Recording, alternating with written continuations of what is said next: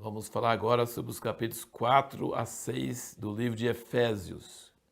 Vai uma dica. Meu pai, John Walker, uma vez, um ano, não sei quanto tempo que foi, mas pelo menos um ano durou, que fez um estudo microscópico do livro de Efésios. Você pode entrar no site da revista Impacto e você pode pedir essa apostila. É grossa, uma apostila grossa, tamanho A4. Ele pega cada versículo, cada frase do livro de Efésios e vai pela Bíblia inteira e vai destrinchando aquilo. Então é um estudo microscópico. Tem um jeito de a gente caminhando pela Bíblia, a gente está vendo muitos capítulos de uma vez e muita coisa. Não, ele pegava cada semana, dava um estudo sobre alguns versículos, igual o Lloyd Jones deu sobre Romanos, que deu aqueles 14 volumes, né? Aqui, então você pode pedir, se quiser estudar profundamente o livro de Efésios, você pode pedir essa apostila chamada Um Estudo Microscópico do livro de Efésios. É uma delícia, é maravilhoso. Em todas as cartas de Paulo, ele dedica o último 1/3 ou 1/4 para coisas práticas. Ele sempre vai dar a primeira coisa, a visão da palavra. Muitas vezes está invertido em nossas igrejas. Nós ficamos dando exortações sobre a vida prática e isso vai acabar a pessoa usando a força da carne para tentar obedecer. E está errado. Nós primeiro temos que enfatizar o evangelho, a palavra, o poder, a visão de Deus. E aí a pessoa cheia disso, ela pode receber orientações sobre a vida prática. E é isso que Paulo sempre faz. E aqui você nota que no capítulo 3, ele está tão cheio da presença de Deus, que ele, no primeiro capítulo ele não conseguiu nem pôr ponto final, quase, é só vírgula, assim, aquela coisa quase sem fôlego, assim, uma coisa atrás da outra, um fluir de revelação. E aqui no capítulo 3, versículo 1, ele diz: por essa razão, eu, Paulo, prisioneiro de Cristo Jesus, por amor de vós gentios, aí tem reticências, 3 pontinhos, se é que tendes ouvido a dispensação. Ele está querendo entrar na parte prática aqui, mas ele não entrou, ele se desvia e começa a falar sobre a igreja, manifestar os principados e potestades e orar para que eles possam compreender o poder de Deus.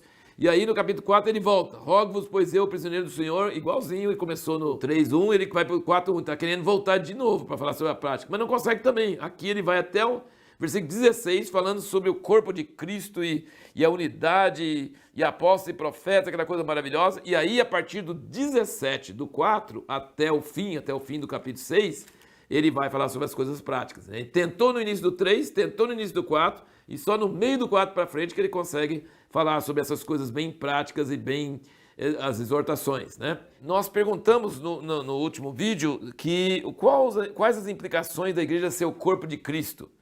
Veja bem que coisa interessante. Paulo, a primeira palavra que Jesus falou para ele no caminho de Damasco, sabe qual foi a pergunta que fez para ele? Paulo, Paulo, Saulo, Saulo no caso, Saulo, Saulo, por que me persegues? E ele falou: quem és tu, Senhor? Não estava sabendo que estava perseguindo você. Estava perseguindo esses hereges malditos aqui na terra. Aqui.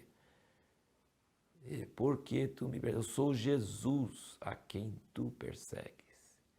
Ou seja, ele perseguindo os cristãos, ele estava perseguindo Jesus.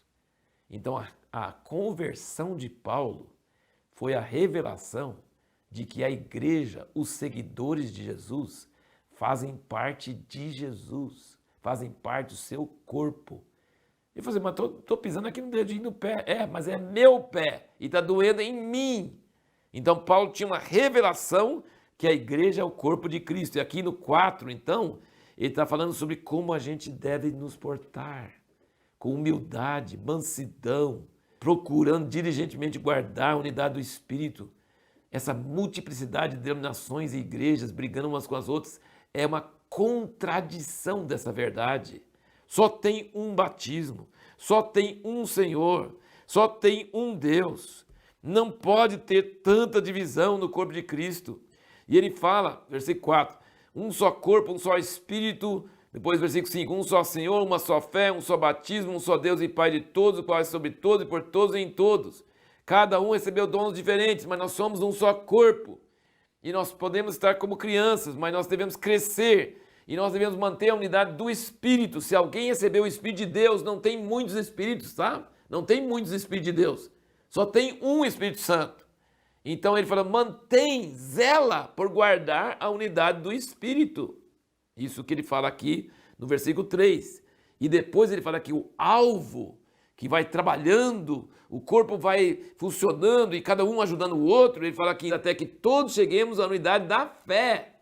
Então a unidade do Espírito começa E a unidade da fé é nós crermos iguais, é lá no fim. Então, muitas coisas no meio do caminho, a gente não vai crer igual. Mas se nós temos o mesmo Espírito, a gente não precisa crer igual agora. Mas nós precisamos caminhar cada vez mais em direção a Jesus, pelo mesmo Espírito, mantendo o Espírito, nos respeitando como irmãos, honrando uns aos outros, recebendo os dons dos outros, nos ajudando mutuamente até chegarmos à plenitude. Então, o corpo inteiro vai cada vez mais se unindo entre si, nós uns com os outros, e também com Deus. E essa unidade é que vai mostrar ao mundo a glória de Deus. Então, essas são as implicações de ser, da igreja ser o corpo de Cristo, significa que nós não podemos ser divididos, que nós temos um só Espírito. E nós não podemos ficar acomodados nas divisões, mas nós precisamos caminhar para Cristo. E caminhando para Cristo, nós vamos ficar cada vez mais perto uns dos outros, porque Cristo é um só. E nós funcionando nos nossos dons e nos ministérios, nós vamos ser edificados, o corpo inteiro crescendo e edificando. Agora, o resto dessas explicações e muitas orientações muito boas que ele dá aqui, uma coisa muito importante ressaltar. Quando nós estamos em Cristo, o fato de nós estarmos em Cristo não significa que o velho homem não existe, tá? E ele fala, em versículo 22 do 4, despojai-vos quanto ao procedimento anterior do velho homem. Então o velho homem existe, mas nós devemos despojar ele, nos renovar no espírito do entendimento e nos revestir do novo homem. Então isso não é uma coisa passageira, isso não é uma coisa que acontece e pronto, acabou. Nós precisamos cada dia nos despojar do velho homem e nos revestir do novo homem. Outra coisa que ele fala, no capítulo 5, ele fala assim, versículo 18, não vos embriagueis com vinho, no qual há devassidão, mas enchei-vos do Espírito. Então, encher do Espírito não é obra do Espírito. Encher do Espírito é nós que fazemos. Não é o Espírito que vem nos encher. É nós que nos enchemos do Espírito.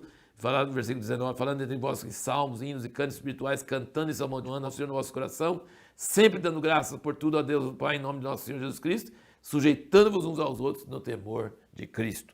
Então a ação de nos encher do Espírito é nossa responsabilidade. Quando nós enchemos do Espírito, aí ele vai começar a operar em nossas vidas. Agora eu quero passar para vocês uma coisa muito interessante, eu não sei se tem isso em português, eu nunca vi, mas eu acho que talvez tenha, pelo menos em espanhol. Tem um livro do Watchman Nee, que em inglês é escrito, o título é Sit, Walk and Stand. Sit é sentar, walk é andar e stand é ficar em pé, permanecer firme. E ele divide o livro de Efésios nessas três coisas. A gente começa sentado, olha aqui o capítulo 1, versículo 3, ele diz, bendito Deus e Pai de nosso Senhor Jesus Cristo, o qual nos abençoou com todas as bênçãos espirituais nas regiões celestes em Cristo. Ele começa em Cristo.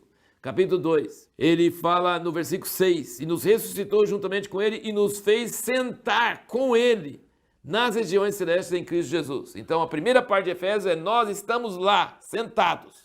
Maravilha. Aí nós vamos para o capítulo 4, versículo 1, ele fala, rogo-vos, pois eu, prisioneiro do Senhor, que andeis, como é digno da vocação que vos chamados. Andar agora. Já sentou, agora anda, baseado na posição que você está em Cristo. Anda, como é digno da vocação com que foste chamados. O versículo 17, portanto digo isso e testifico no Senhor para que não mais andeis como andam os gentios. Aí é o andar.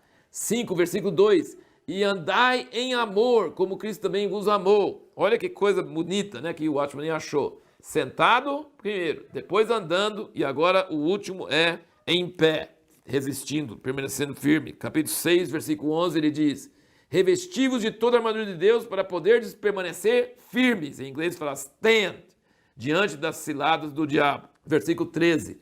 Portanto, tomai toda a armadura de Deus para que possais resistir no dia mau. Havendo feito tudo, permanecer firmes. E versículo 14. Estai, pois, firmes. Entendeu? Então, não é uma invenção do Watchman Nee. Existem essas coisas. Na primeira parte, é sentado nos lugares celestiais em Cristo Jesus. Nós não nos colocamos lá. Foi Deus que nos colocou lá. Depois, já que você está sentado e você entende isso, você compreende isso, você sabe que é de Cristo, então agora anda na terra de acordo com esse procedimento. E no capítulo 6, ele fala, fica firme, fica em pé, resista, permaneça firme. Sentado, andando e resistindo firme. E aí nós temos a armadura total aqui em Efésios 6. De toda essa armadura, sabe quais as três coisas principais? Tomando sobretudo o escudo. O escudo para nos proteger contra os dardos E a espada do Espírito. A espada é ofensiva, a espada da palavra, né? Que o Espírito, a espada do Espírito, que é a palavra de Deus. E o capacete. Então, assim, escudo, capacete e espada. E a pergunta que nós temos para o próximo vídeo é: como podemos ter paz e alegria no meio da tribulação?